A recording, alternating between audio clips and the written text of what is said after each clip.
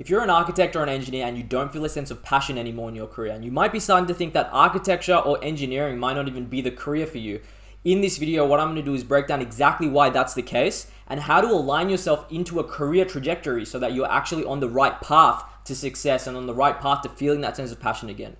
Right, so I've actually recently spoken to a lot of people over the last 6 months. Either they're working with me one-on-one, engineers and architects, they're in my program, or I either speak to them through the industry, through my workplace, and they've told me the following. They've told me that they've been battling this problem for the last 6 months or the last few years, and they say that they don't feel a passion surrounding architecture or engineering anymore, right? So they think, am I even in the right career? And is it too late to change this even if I am? And they don't feel a sense of like a drive or a purpose that they once felt when they started off at work, right? So most engineers and architects got into their line of work because they loved design. They loved the design aspect of it, doing calculations, but they found out that when they start to work, they're dealing more with paperwork and reports and schedules than any design-related ideology that they thought they would be getting into. So what they thought they were getting into and what they're actually doing on a day-to-day basis are two completely separate things. And in their mind, because of this, they're not feeling that sense of passion and they just want to become an artist, or they want to become a person, a scientist that actually does the calculations or does the design, rather than actually doing all these tedious, monotonous tasks on a day-to-day basis. That they don't actually even feel a sense of purpose or a sense of like achievement when they actually do this, right? So what ends up happening is that there's no more passion in the day-to-day tasks and they get into a state of burnout. So I know a lot of people, right? According to Monograph, 96.9% of architects experience burnout in 2021. And this is a very, very common thing. And very rarely do people really love doing the tedious, monotonous tasks over and over again for a span of 20 to 30 years without actually being happy with that sense of growth, right? And even if you were okay with the tedious work, you still wouldn't feel satisfied. You still would feel satisfied if you got some sort of recognition, but most of the time, you feel like the tedious work you do doesn't get justified and it never ends well, right? So you continue down this path and you don't really see yourself following this for like the next 10, 20 years. You might be seeing someone at work and you might be seeing them in a similar position to you, maybe like a senior architect or a senior engineer, and you see them do the same thing over and over again. And you envision yourself in their shoes in the next 10 years. And you think, if I'm going to work my way up to that, that's really not a reality that I really want to experience. Like, it's not really something that's going to make me feel passion or purpose. If I'm not feeling that sense of passion or purpose now, how am I going to feel that sense of passion or purpose when I get to that career, like a senior architect, senior engineer, or something like that, right? So the scariest thing is not seeing the light at the end of the tunnel. And that's probably what you're feeling right now. And this is the reason why you think architecture and engineering all together, you might have to scrap it, because you envision yourself going down that path that's supposedly meant to make you happy and satisfied, but you don't actually see the light at the end of the tunnel. So every single day you go to work, it feels like this. It feels like you're going into a tunnel, but you know there's no light at the end of that, because you've thought about your life in architecture and engineering, and you've seen the people that do architecture and engineering, and you don't see this even happening because it's not even paying well, right? So the solutions that people are trying to use to solve this are actually very ineffective, because I've seen time and time again, the same people come back to me after they've made a change in their career, and they tell me again that they're feeling the same level of burnout and fatigue in their career, even though they've got like a 10% pay rise, and now they're working for a better company. Okay, so they get a 10% pay rise, they're working for an even bigger and better company. The novelty feels good for a certain amount of time, and then they start to think, I'm feeling the same thing again. After 6 to 12 months, I'm starting to actually feel fatigued, and I'm starting to feel like maybe this actually isn't the career path that I'm meant to take, right? And the problem will always reveal itself again and again, because it's based on a very foundational psychological principle, which, if you understand, makes it very easy to figure out what you want to do with your life and the path you need to take. But if you don't understand this, you'll sort of be in this hamster wheel, on this loop, constantly going over and over again, not experiencing any upwards momentum, but you're experiencing sort of like stagnation or downwards momentum, right? So the secret is to making this simple shift over and over again into this green area. So you're in this stage of your career right now. You're in this key inflection point where you can either move into this red zone, and in this red zone is a spiral which will bring you back into this really like negative or stagnation loop over here. Or you can make the shift into this green zone, which if you go down into this green zone, you get momentum and you start building into like management positions and into these bigger, better opportunities where you're solving higher levels of problems and your skill set is also stacking on top of each other. So this decision is a decision that you have to make. And the sad reality is that a lot of people actually make this wrong decision just because they're not aware of this, just because of ignorance. They don't go down this path and they make this decision and they keep going and grinding their wheels over and over again in this hamster wheel over here where they don't feel any passion, but they try to resolve it by doing this one simple thing, which is like either getting a pay rise or getting another job in a bigger company. Or even making that really slow transition from architect to senior architect and moving up the ranks, where they actually could have just made this simple transition and then they could have gained that momentum and moved on to like management positions and gotten into the construction industry and really enjoyed and felt that sense of passion again. So I'm actually going to break down these two opposing forces that you can slip into, right? The negative loop or the positive loop at the end of the video. But I want to really explain before I even get to this, why this is the case, right? And I want to explain in terms of first principles so you understand on a psychological level why this even is the case and why you experience this before I even explain this to you, right? So this is what most people try to do to resolve this issue. So most people spend their whole life trying to resolve this issue in a very ineffective way because they keep chasing novelty and mistake novelty for job satisfaction. So what will happen is you will get maybe like a 5 or 10% pay rise even. You'll go to another company and you'll go to that company and it'll be the exact same level of problem that you're solving. You're not really solving a bigger problem for the company. You might be getting paid a little bit more. You might be getting paid you have a little bit more responsibilities, a little bit more resources because the company's bigger. But at the end of the day, you still hit the same ceiling. And there's 4 common mistakes that everyone makes, and people make this for 25 to 30 years in their career, and this actually stifles growth. And it's one thing if you really love architecture, if you really love engineering, you really like to do the design, all the calculations, all the reports, then that's amazing. You can continue to do that every single day. But a lot of people feel stagnant and they want to really grow. And these 4 reasons are the most common mistakes that people make that actually prevent them from growing altogether, right? So the first thing is they try to move to jobs and get like a 5 to 10% pay rise. And they think that money is the root cause of their unhappiness. They think, okay, let's just say that I'm a Revit modeler right now. If I got paid an extra $50,000 a year or extra $40,000 a year as a Revit modeler, I wouldn't mind working an hour or 2 extra per day. I would really love my job because I would be getting paid more, right? And that would allow me to feel a sense of purpose at work. And this is actually a really big fallacy because people have actually done studies on this, and it's very hard to accept this.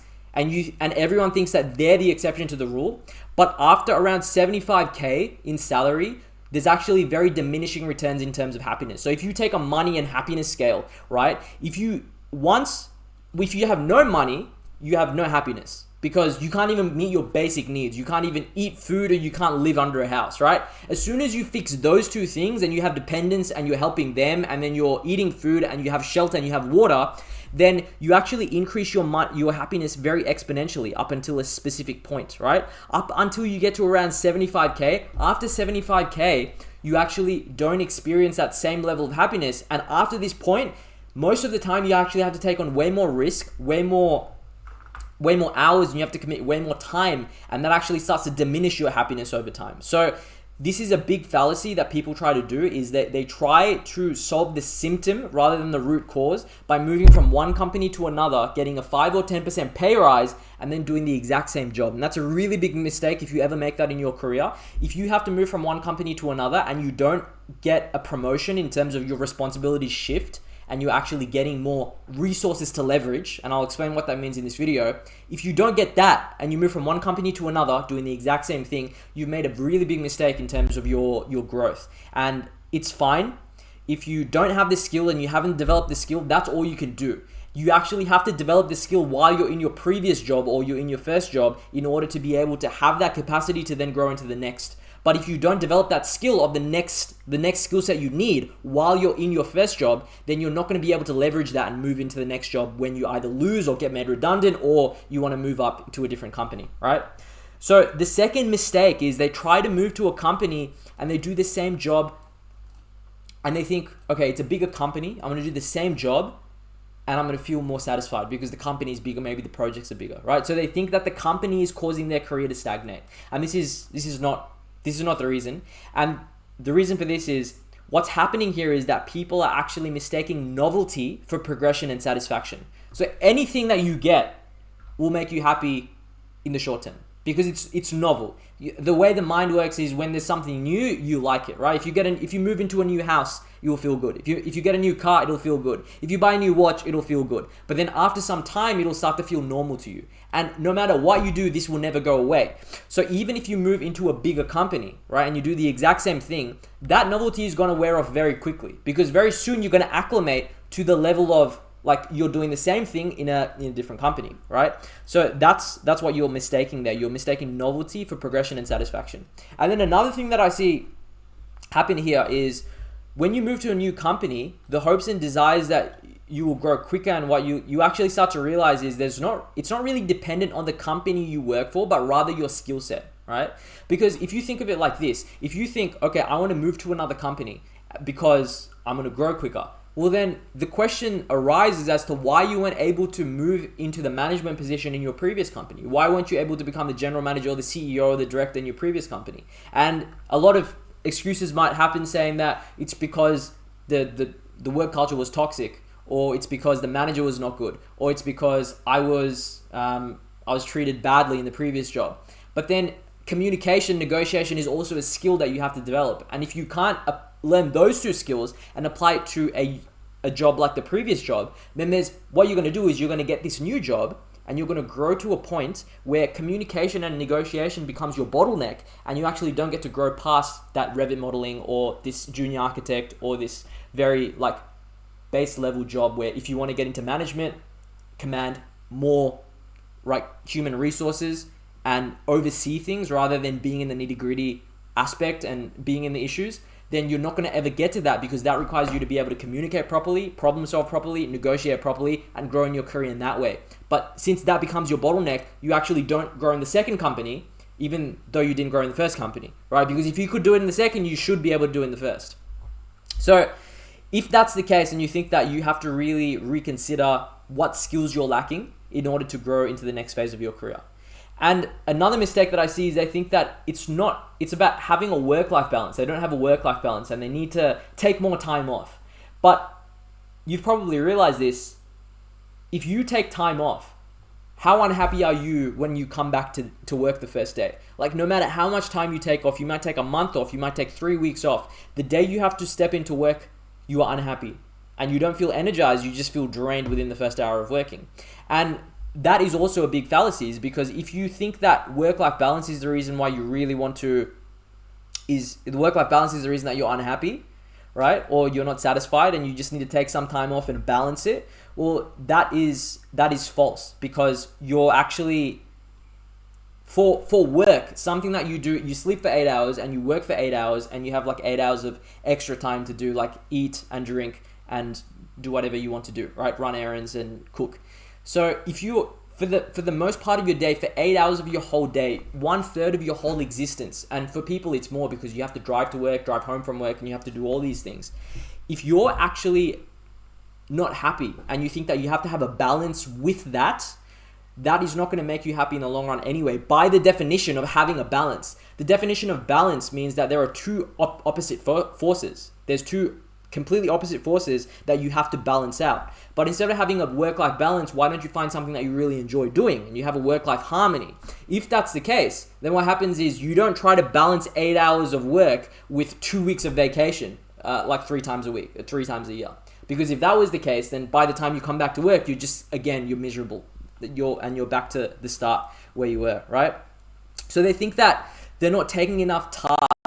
So they try to overcompensate by getting way more tasks and doing way more things just to try and grow quicker in their career. And maybe if I do my work and the next person's work and I just grind harder and I work harder and I stay back for a few hours and they see how good and dedicated I am, then maybe I'll feel the satisfaction and the recognition that I really want to get. And most of the time this doesn't happen, because if you put 150, and I want you to go try this, if you put 150% of effort in work for like 3 weeks, right? And you put 80% of your effort or 100% of your effort into work for like another 2 weeks. people don't really realize, your boss won't really realize. It might help you with your confidence, but in terms of your efficiency, if you can get your work done in a very efficient manner, then that's what's actually going to drive your efficient manner and being in the right opportunity vehicle so that you actually learn the correct things. That's what's going to drive you to the next stage in your career, right? So this is also like a big fallacy that I see. So after doing each one of these and trying them out, every single person will eventually feel the exact same as before they did this, which is unsatisfied and unhappy. And the sad thing is, or like the confusing thing is there really anything else that you could do apart from these 4 things? Like trying to move jobs, getting a pay rise, trying to move the company, get a better company, right? Trying to take time off so that you're trying to feel better about your life and get a work-life balance, and then trying to work more, okay? So maybe you like trying to work more and try to see if you can actually get into the work. None of that works, okay? If you try to do these 4 things, can you even think of any, can you think of anything else in your mind that will allow you, like any other path? Because a lot of people can't, all right? And I'm here to tell you that there is a way that you could work less, get paid more, and love every second of what you do. And there's actually a mathematical equation which will allow you to understand exactly what type of job will make you feel passionate about life. And that's what I want to actually show to you and reveal to you. But before I do that, you need to understand what the underlying reason is as to why this is happening. And a lot of people solve the wrong problem. And they solved the wrong problem for 25 years. And because of that, they never reach their full potential. And so when something happens, you actually have to look at the root cause of why it happens. If you feel dissatisfied in your career and this is a problem, then that was going to manifest by burnout, boredom, fatigue, dispassion, right? So instead of treating the symptom, you have to solve the root cause. So if you feel burnt out, what you might do is you might feel like, okay, I need to take some time off. I have to build work-life balance. If you feel boredom, you might think, okay, I'm actually bored of this situation. Let me go and get into another company, get it into a bigger career, like a bigger company that has bigger projects, and do the exact same thing. If you feel fatigue or dispassion, you probably think, okay, I don't feel passionate about my job. I might make more money. It'll make me feel more passionate, right? I might work even more. It'll make me, it's like the inverse law. I'll do more. I'll get more. I'll start to feel more passion. So you might start, this is what will start, like these are the symptoms, these 4 things. And then the way you might try to solve them is by doing one of these 4 things. And so what you have to do is take a step back, really understand what the cause is of this problem, and then solve the cause instead of solving the symptoms, right? So if you try to solve the symptoms, what you're going to do is they're going to come back over and over and over again. It's like trying to stop a Band-Aid. And I'm sure that you've understood this from the different things that you've taken and the different courses of action that you've taken in your career over the last 6, 12, 18, 2, 3, 5 years even, right? So in order to understand how this works, you actually have to really understand how your mind works, right? What I'm about to reveal to you is actually one of the most fundamental and important lessons that you can learn with regards to your interests and your passions and your desires. And as soon as you understand this, you will know exactly what you need to do in order to regain a sense of passion in your life and in terms of your career. Because if you think about it, your career is your life. Because even if people try to say, my career is not my life, you're spending most of your day 8 hours at work, plus a few hours to get ready, go to work, think about work and all that stuff. So most of your life is your job. So if you don't find something that you really like, it's a really, really miserable inside experience, right? So before I walk you through exactly what you need to do in order to find this, what I want to do is break down this, which is Maslow's hierarchy of needs. And the reason that you feel not passionate about your job is because of this top, okay? This self-fulfillment or this self-actualization. And if you can just solve this problem, this is the only thing you have to learn in this whole video. If you can solve this one problem of self-actualization, self-fulfillment, then you will actually be able to feel that sense of passion and purpose and drive in your work, in your life even. But if you don't solve this and you try to solve these bottom needs over and over and over again, what will happen is this need will always pop up. So this triangle is everything you need to solve in your whole life in order to feel happy, in order to feel satisfied, in order to feel like you're moving towards a goal. And so it's really important to understand that until you have your basic needs met, you cannot fulfill your psychological and emotional needs, right? So until you meet these needs, you actually can't go up one level and fill these needs. Until you fill these needs, you actually can't go up one level and fill these needs. So you need to go sequentially from one need to another need to another need in order to feel that, okay, I'm actually satisfied with my life.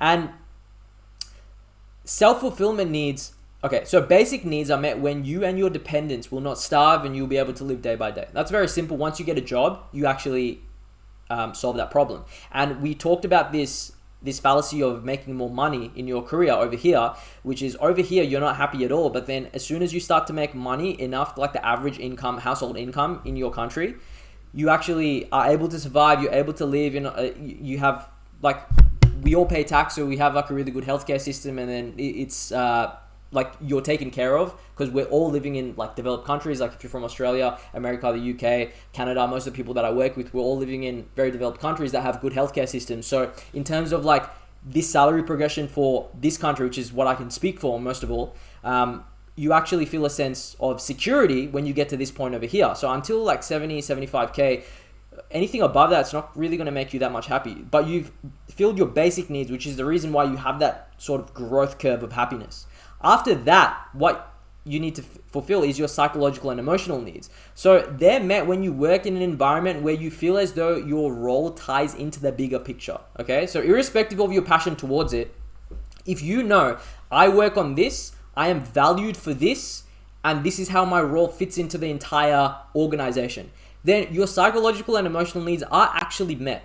Okay, because even if you're not passionate, you might think that you're not passionate, but you go to work every single day, the team is good, it's not a toxic work environment, you're speaking to your team every single day, you're solving problems, even though there might not be the problems that you really want to solve, there might be lower level problems in your career, and you're still sort of not getting paid enough, you're still psychologically and emotionally, your needs are met, because every single day, your boss is nice to you, and then you get some work done, and then your team is nice to you, and then you get some work done, right? So in terms of your basic needs, they're met with money, up to like 50, 60, 70K.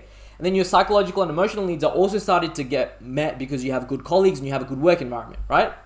And so self-fulfillment needs is the last thing. And this is actually the key to feeling satisfied with your career. And this is why a lot of people don't feel satisfied with their career. That is met when you feel as though the level of problem you are solving gets larger and larger over time. Okay, so what do I mean by that? So pretty much, in order to feel like you are reaching one's potential, you have to feel as though you are becoming the best version of yourself based on the effort that you take. So each day you need to take incremental steps to become a better version of yourself in your job. And if you look back to 6 months ago and you're solving a bigger level of problem compared to 6 months ago, if you look back to 1 year ago and you're finding better solutions to the problems that you're facing and you're getting them done more efficiently, more effectively, saving your time and getting more work done because of this reason, then that's actually making you feel like you're progressing. So that actually makes you feel like you're unlocking your potential, right? If you were doing Revit modeling for a company in 2021, 4 years later, you're continuing to solve the same level of problem for a business, and now you're no longer solving the same level of problem, but now you're coordinating, managing, learning project management, and you feel as though you're becoming better and striving towards your potential. This is actually what needs to happen. Because if you were doing Revit modeling for a company and then you start to learn coordination, you start to learn a bit of project management, right? You start to do some project management, you start to make some calls and coordinate some things. You start to feel like you actually have a stake in the company rather than sitting there doing one thing over and over again. That's when you start to feel like, okay, it's a blank canvas. I can actually try these different things, test them out, and actually self-actualize. And this is the key to success, and this is the key to growth in your career, because this creates the upwards momentum and the upwards loop of success that you're going to experience in life. Okay, but the very tricky thing to understand is the first two needs are the basic and the psychological needs are very static, because once you tick them, they're ticked. Okay, once you make 75K a month, as you're making 75K a month, your basic needs are met. Once you're a year. Once you're making 50 to 75K a year, your basic needs are met. Once you start to have a good work environment where your team is good and it's not toxic, then your psychological and emotional needs are met, right? So then the self-actualization of you feeling like you're achieving one's potential, that requires you to constantly grow. You will never feel like you achieve one's potential because your potential always will move. There's never going to be a point where you get to where you feel satisfied. So what you need to do in order to feel self-actualized, in order to feel fulfilled in your career, is to actually always be moving to the next and bigger thing, right? So you need to be solving bigger problems over time. And so this never stops. And so when people feel not passionate anymore about their career, it happens because they get to a certain point and then they don't see growth for the last 3-4 years. And when they don't see growth, and when they're not doing management, and when they're not doing coordination, when they're not doing project management, when they're not solving the problems that the directors are solving and making key decisions for the company, then it's very hard to feel like you're moving forward, because you feel like, I could do that if I knew how to do it, but I'm not getting I'm not getting the opportunity to even learn that, right? And that's where this dissatisfaction happens. So it honestly has not much to do with your career. It has more to do with this. Your career, your dispassion for your career, or like you're unsatisfied, you're not passionate about your career, is a symptom of the root cause, which is you're not really fulfilling your potential. And in order for you to feel happy, in order for you to feel fulfilled, you have to feel like you're moving towards your potential every single day. Doesn't matter if you reach it, you're constantly striving towards it, and that will actually make you feel the sense of passion, which is why at the start of your career, you loved your career because you were learning so many things. Even though you were very low in terms of your skill level, you're learning things and you're feeling like you're learning a lot, right? From these people that have been in the industry for 10, 15 years. But once you get to a certain level, maybe 5 years in, you start to do the same thing over and over again. You start to get comfortable. You're no longer learning the next skill set, so you're not growing anymore. Okay, so that's the main thing that happens. So what I'm trying to say here is this last need over here, the self-actualization, that is something that constantly needs to be iterated, that constantly needs to be moved towards. Whereas these ones over here, once they're ticked off, they're ticked off. So this is what we have to solve now. So now you understand, according to Maslow's hierarchy of needs, what is the thing we need to strive towards? What is the thing we need to solve? Okay, so what I want to do is, I'll give you some examples here. If you're an architect or an engineer and you're, if you're an architect or an engineer and you're doing drafting and modeling every single day, you're doing paperwork every single day, schedules, reports, documentation, and you get to that point where you didn't know how to do that at all, but then you learn how to do drafting and modeling and you get good at that. You learn how to do the paperwork, the schedules, the reports, the documentation, you start to do it efficiently and effectively. It gets to a certain point where you actually can't do this anymore efficiently because your rate of learning will increase exponentially, right? It will increase very fast because now you're learning how to do these things and you're learning how to do these schedules and reports and documentation, and you've done this project before, so you can apply that same knowledge on that project to this project.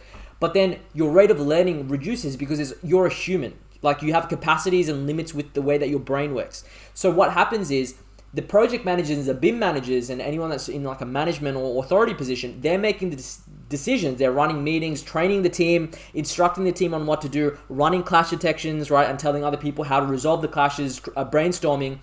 They also implement new Revit templates, which aim to make the company and the drafting like 20% more efficient. They start to do things like this, which actually means that what they're doing is they're getting paid to make decisions and actually feeling like they're influencing a wider variety, or like a wider scope of the business compared to these people over here, right? And then this self-actualization happens because from the start of your career to like 5-6 years in, you can learn these and you can get very efficient at these things. And because you didn't know them before, you feel very happy and you feel like you're striving towards your potential, right? Because you're learning them early on. But once you've learned them, if you don't then start to learn the next level of problem, which is these things over here: communication, negotiation, making decisions, training the team, how to instruct the team on what to do, right? How to run a clash detection, how to implement these new strategies to make everything better in the company, then you don't actually feel like you're striving to the next thing. So you need to start to learn these things and get into a position where you actually can implement these things in order to feel like you're striving towards your potential. So if you get to like 5-6 years into your career and you start to feel stagnant, it's because you haven't started to take the leap into learning these things most of the time. Okay, so if you feel as though you do not own so when you're a manager, whether it be for like a project or like the BIM aspect of things, you're getting paid to make decisions and train a team and instruct people and find the most optimal and efficient way to do things, right? Most of the time you'll be helping troubleshoot problems from a bird's eye view rather than feeling as though you own the problem. So when you feel as though you do not own the problem, but you are the reason why the problem was solved, then you can solve so many problems throughout the day, and that makes you feel as though you're being very effective.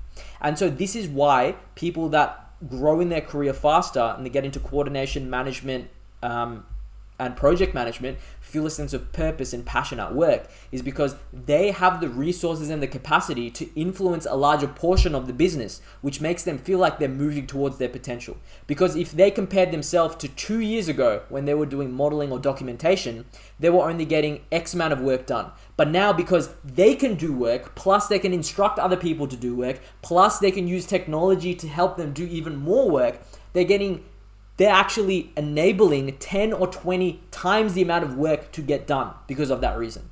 And this growth is the reason why you feel happy and satisfied. So what you need to do in order to feel this again is actually grow and move into this position where you can actually be placed in a position where you're learning the management and the coordination and all this side of things, right?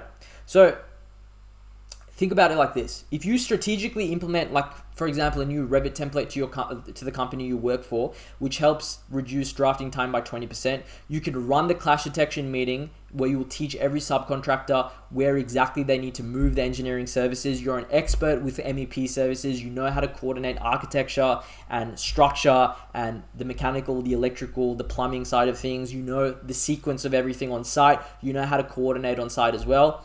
And then you have a few meetings where you instruct your team members what to do. And then you start to think, okay, how am I going to implement this new strategy or this new technology that I know to the company to actually make the team better? If that was your job on a day-to-day basis, which revolved mostly around speaking and thinking, then wouldn't you feel as though you are making an extremely large impact on the company and feel a sense of purpose and passion at your work? And that is the reason why most of these people that are in those positions feel that. And it's because they're actually self-actualizing.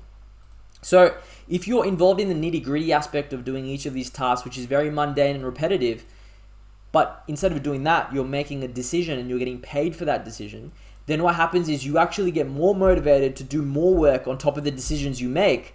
And it's like a positive flywheel, right? And because you have such a big upside into the amount of work and the output you can influence over a company, in other words, you have high leverage, you actually feel as though each day you are fulfilling your potential.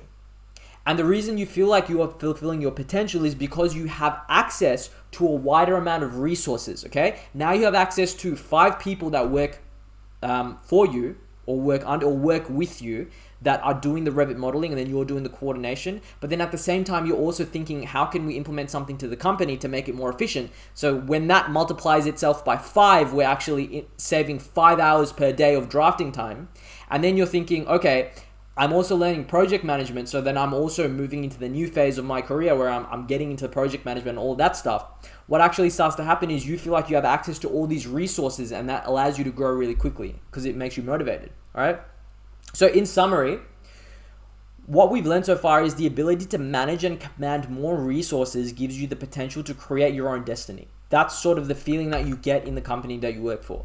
When you work on higher leverage tasks within the company, such as making key decisions, you have the privilege of feeling satisfaction, right? So the prerequisite to feeling satisfaction is to feel as though you are achieving one's potential. In order to feel as though you are achieving one's potential, once you get past the phase where you learn the basics of the industry, you need access to more resources. In order to get access to more resources, to command more resources, to feel as though you are fulfilling one's potential, you need to be able to be in a position of management where you actually have access to these resources. So if you can't make that switch from modeling to management, right, that is the one thing that's going to give you the resources that's going to allow you to create your own destiny, okay? So that's sort of what we need to do. So what I'm going to do is go through a few examples in order to explain how this pyramid is fulfilled as you go through your career, right? So if we look at these different examples, the first one is an unemployed architect or an engineer finally gets a job as a Revit modeler in an architectural firm.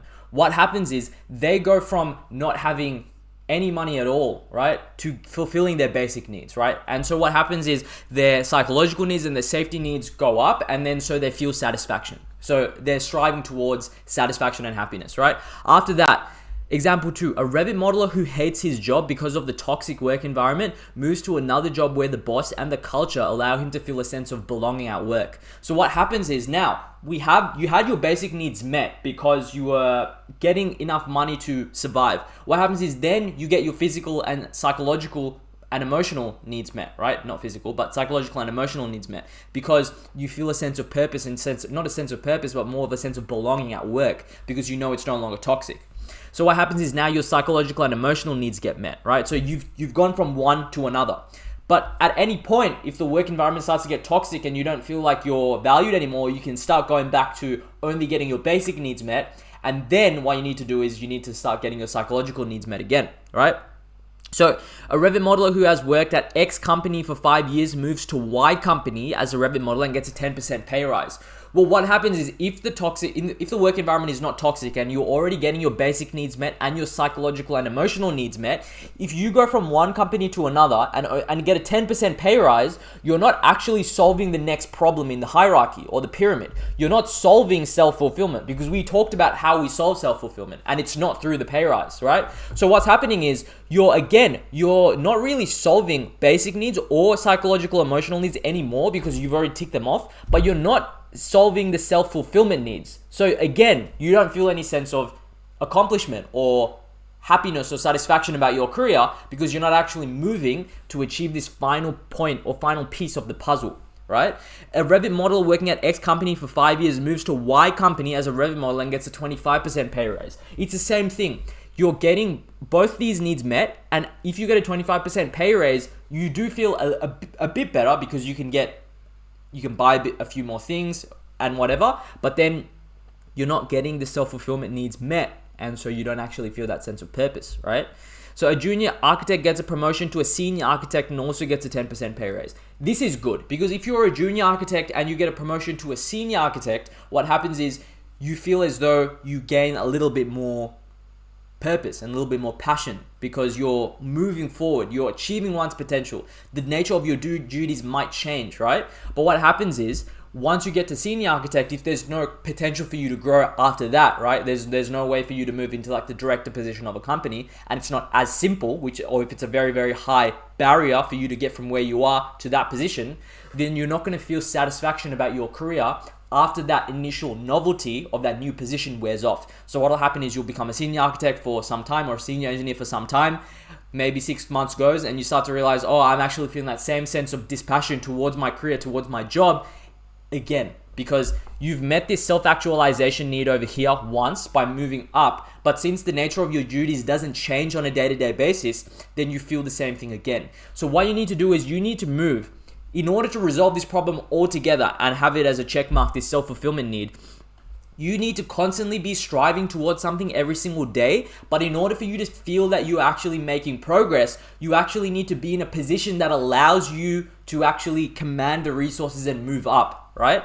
So there's two things that you need in order to solve this problem. You need to be placed in the correct opportunity vehicle, which provides you a blank canvas to grow. Okay, so first of all, you need the freedom to grow.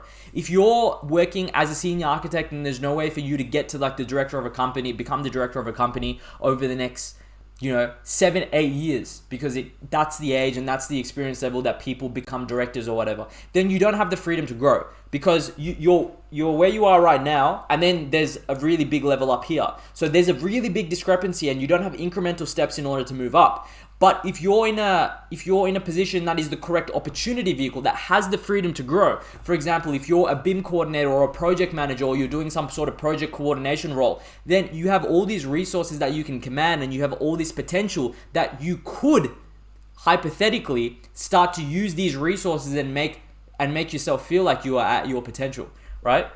So that's the first thing. You need to be in a position where you have the opportunity to grow. And some companies are really good at this. Even companies that are engineering and architectural companies where you're an engineer or an architect will give you the capacity to take on more and more incremental responsibility. Even when you're at a specific level, you can take on the responsibility of the next role, and you can take some work off their plate in order to grow without the pay rise, but then you can eventually get the pay rise. So if you're at a company like that where you can get the incremental gains of the work which you do, then you'll actually feel like you're striving towards your potential, because you're learning more and more. But if you're at a company where what you do is what you do every single day, and you can't even learn the next skill set because no one's going to teach you, or there's no opportunity for you to apply it, then what happens is you actually don't start to to grow and feel like this sense of purpose in your work, right? So you either need to be in the correct opportunity vehicle, which means you need to be in the correct company, which gives you the opportunity to grow and learn the next skill set, or you need to be in the correct position, for example, a BIM coordination or a project management position, which gives you access to resources, which makes you feel as though you can do a lot and you have high leverage on your time, right? You also need to understand the roadmap in order to increase the level of problem you are solving to take you from where you are to the next level, okay? You need to understand how to improve your skill set so you can solve better problems for a company. So if you know that right now you are you're in a drafting position or a modeler position, and you want to get into the next position, which is probably coordination and then management and project management. If you know the roadmap to get there, because you're in a good position, okay, you're in a position which allows you to do those tasks if you ask from the next person up, okay? So if you're a modeler and there's a coordinator in your company and you ask the coordinator, hey, can I do some of your work so I can actually start to learn how to upskill myself and how to actually apply this work into for you, then what happens is they tell you exactly how to do it, and you start to apply this, and so you learn the roadmap on how to get to the next phase. You're in the position or the company which allows you to do that. You also have the roadmap given to you by the next person in order for you to apply that. You can start to apply it and you can start to grow really quickly, right? So first you need the freedom to grow, and then you need to increase your leverage in your career. Those are the two steps. Those two steps done incrementally over the span of 5-10 years can actually get you to the top of your industry within 10 years. And it's really not that difficult. So if you're in a good position which allows you to act with free will, right? Which is what I mean by you're in a good company that has a learning opportunity for you, or you're in a good position which makes you command a lot of resources, and you also understand the path in order to grow and learn to acquire a better skill set, then wouldn't you wake up every single day with passion, knowing that you can strive towards a better future tomorrow? Because you know, as you wake up in the morning, you're motivated to go to work, because yes, the work might be hard because there's a lot of thinking involved, and and you're very motivated to get all this work done, but then the work which you're getting done is not the same work as yesterday, because the work you're getting done today is better, because now today you're thinking about, how am I going to hire another company to do some of this work so I can buy some of my time back, right? How am I going to delegate the responsibilities which I have today in order to buy some of my time back so I can work on higher leverage tasks? So it's all about trying to buy your time back with lower leverage people that have less skills than you in order to buy your time back so you can move up in your career. And they'd happily do that because your work for them is high leverage. And for you, the next person's work is higher leverage. So each person is increasing their leverage by learning the next person's skill set and moving up in their career, right? So it's like a chain reaction. If that's the case, the passion will be there because the hope will be there because you have a clear path. When you do not see a clear path and you do the same thing over and over again, that's when your passion disappears. So all you have to do is get into the position where every single day you know what you need to be working on in order to get into the next position, either coordination or management, and you need to have the free will and the freedom to actually do that, right? What would you have to take in order to prevent the feeling of dissatisfaction in your career, right? This is what we need. We need self-fulfillment. So you'll notice that people who are managers in positions of authorities and companies seem to have more stress and more pressure on them, but for some reason they don't have the same complaints about disliking their job and not feeling passionate about their careers. They also seem to be working less hours or the same hours as you, but getting paid way more than you. And the reason for this is because they've been able to increase their leverage over time so they can work the same amount of hours, but they feel as though they're getting done 4 or 5 times the amount that you're getting done. And the reason for this is because of leverage, right? I've talked about this in previous videos, but you start off without leverage at all, or negative leverage, where you have to work harder to get the same amount of money as someone else who has the skills. But as you learn the skills, you get better, then you're neutral with your leverage, okay? What you put in is what you get out. You put in, it means you're getting paid the average amount in your country or in your company or whatever, right? So what you put in is sort of what you're getting out as well. You're putting in 8-hour days and you're getting like an 8-hour output. Compared to everyone else, like the standard. What happens is as you grow in your career and you start to learn these new things and move up into positions which give you a blank canvas for you to actually start to learn, you actually increase your leverage. And when you increase your leverage, because you're increasing your skill, you're starting to solve higher level problems for the companies which you work for. And this allows you to actually grow really fast. So all your efforts should actually be focused around increasing your leverage by acquiring more skills. If you can grow from an architectural position to a BIM coordination or management position, then the nature of problem you are solving every day changes. And because of the nature of problem changes, instead of doing reports and documentation, now you're working on coordinating, managing the cloud, implementing new strategies to help the company use BIM more efficiently, and helping the team upskill and grow. If those were the problems that you were solving every single day, you would feel passion surrounding your job, and you'd be actually able to have that positive momentum that you'd always feel, right? You can see that the nature of duties start to shift so drastically that you have more leverage and you feel as though you have a purpose. And on top of this feeling, you start to learn the highest leverage skill in your whole career, which you can learn, which is negotiation and communication.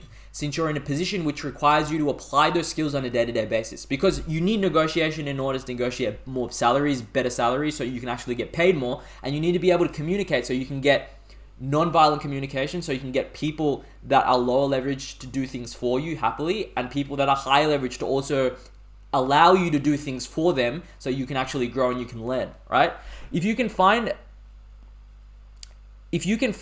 a way within the span of 6 months to start managing a whole team of architects, become the director of a company, then you'd probably feel very satisfied and passionate about your job, because now you're responsible for getting higher leverage, solving a higher leverage problems. Even if you got paid the same amount, if you were solving a higher leverage problem, you'd probably feel a little bit more happy, right? But when you get to that point, you'll start to realize, oh, it's not as good as what I thought it was. There's even higher leverage problems that I can solve, and it is the same sort of amount of work.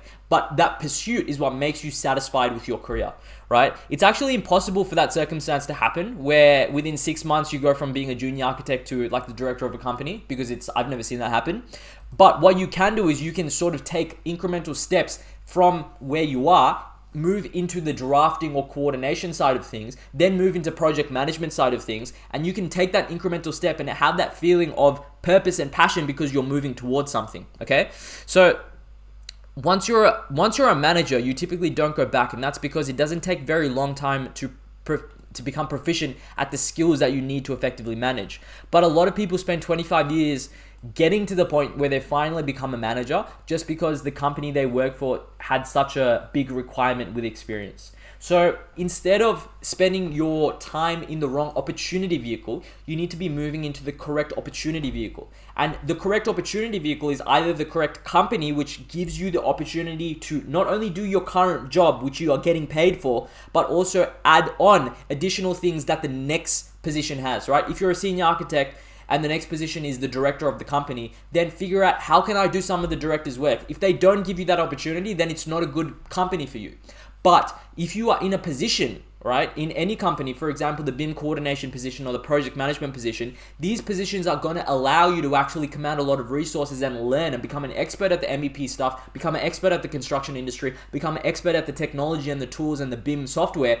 And that's going to give you so much leverage that you can actually start to feel a sense of passion and purpose at work, because now you're solving bigger problems for the companies that you're working for. And naturally, you then in those positions learn communication, negotiation, and all these things, which you can then leverage and move on to the next position. So then project management becomes a very, very natural next step once you move in that path, right? And most people that I've seen become BIM coordinators and BIM managers become project managers, because it is so easy to become a project manager when you spend time learning the skills you need in order to become an effective BIM coordinator or effective BIM manager. So that is in a summary, this is the whole process that will make you either happy or unhappy about your career. So what I'm going to do is walk you through, like I promised at the start of the video, this flywheel which makes you feel positive or negative, right? So at the start of your career, you have no leverage, and you don't feel as though you can influence a large portion of business activities for the company you work for, because you're working for smaller leverage problems. You're solving drafting issues, right? You feel as though you don't really get more work done as time goes on because there's a cap on leverage you have. Like laborious tasks, and what I mean by laborious is like office desk job laborious, like modeling, writing reports, creating schedules. They can only be done so efficiently, right? Because you can learn how to do schedules and reports and you can apply from a previous company to this company how you've done the report, and you can get a little bit better. But after a certain time, your bottleneck becomes your brain and the fact that you're a human, because you can't actually get a report or a schedule done quicker when you're an expert at it, right? And so what happens is you either continue with your job, move to another company as the same position, or take some time off work to enjoy and come back to work. And that puts you back into the position where you have no leverage in your career. And since you have no leverage in your career because you do not command a wider variety of resources and you don't have access to the tools or the position which allows you to actually solve higher level problems for the company you work for, you actually will always be in this negative flywheel or this negative spiral over here, and this person spiraling because you have no leverage in your career. And this is the sort of the hamster wheel that a lot of people chase in their life, going over and over and over and over and over again. This is why people start to hate their jobs, is because of this reason. When you get to this red zone, you come back to here and you still have no leverage in your career. So it's only natural to continue going this way. But what you have to do is just make this small shift into this side over here, where you transition into a position which allows you to be responsible for coordination or management, okay? This will start to give you leverage, either architectural management or BIM management, BIM coordination, or something like that, right? Whatever is the next logical step for you to take.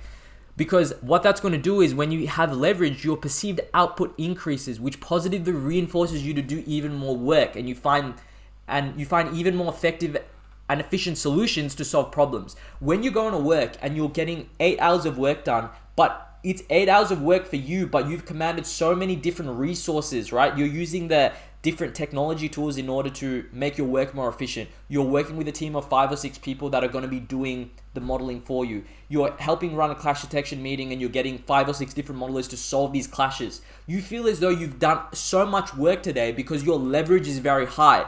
So as you increase your leverage, it makes you feel more motivated for the work that you do, because over time it feels like, oh, I'm getting way more work done. I'm not getting one person's day of work done. I'm getting like 10 people's work days done because I'm helping 10 people do their work on a day-to-day basis, because now I'm managing, right? Over time, you resolve bigger and bigger problems for the company you work for. And because of that, you have the resources to do so. And so what happens is your career, it's very similar to money. Your skills start to compound, and everyone talks about compounding their money because they want to invest their money, get 10% out of it, and then in 20, 30 years, they'll have like $5 million. But no one talks about your skills which get compounded. Your skills will get compounded because of momentum. And if you feel like you love your job every single day, you feel like you have passion towards the job which you do every single day, you love the problems which you solve, they don't feel tedious, they don't feel monotonous, you're not inside the problems, you're not face to face with the problems in the nitty gritty, but you're more looking at it from the outside perspective and you're instructing people on how to resolve things, then you have positive momentum. And because of that, you can start to grow, and there's a positive flywheel over and over again. And that actually compounds your skills, because now you learn how to do the highest leverage tasks, such as managing and learning how to negotiate and learning how to move up in your career. So everyone talks about money, how that compounds. But the most important thing is you have to understand how your skills compound in your given vehicle. And what I mean by vehicle is either your job or your position. So the most important thing for you to understand in this whole video is understand where you are currently in terms of your position and your skill set and your vehicle, and really try to think, how am I going to be placed in a position where what I do on a day-to-day basis actually increases the amount of leverage and increases the amount of skill. Your job should be a learning position. If you stop learning in your job and you don't learn these high leverage positions, you are always going to feel unsatisfied with your work, right? And so if you want to learn how to get into BIM coordination, which is the next logical higher leverage position in your career, what I've actually done is I've created a video for you, and I'll link it down below. It's how to learn the BIM coordination skill set. So you can go and you can learn this. You can put it in your resume, your portfolio. You can fill that up and you can start applying for these higher leverage positions and start to move up in your company. Or what you can do is you can start to learn this coordination stuff, apply it into your current company, treat yourself as if, or treat the company as if you are the director of the company or the manager of the company. Start to implement a better process by implementing one of these BIM strategies, and then you can actually move up naturally within your company or make the company more money, save the company more money. And that's something that a manager will do anyway. So giving yourself the evidence that you are actually that person will actually allow you to take that next step, right? So all you need to do is become better. All you need to do is learn more skills, and your position will naturally follow. And if you focus on the pursuit of learning skills, and you constantly focus on the pursuit of learning skills and growing, then you will never feel unsatisfied in whatever industry you're in. All you have to do is make sure that you're in the correct vehicle or the opportunity in order to feel that you are actually ticking this box constantly, which is the self-actualization box, right? See you guys in the next video.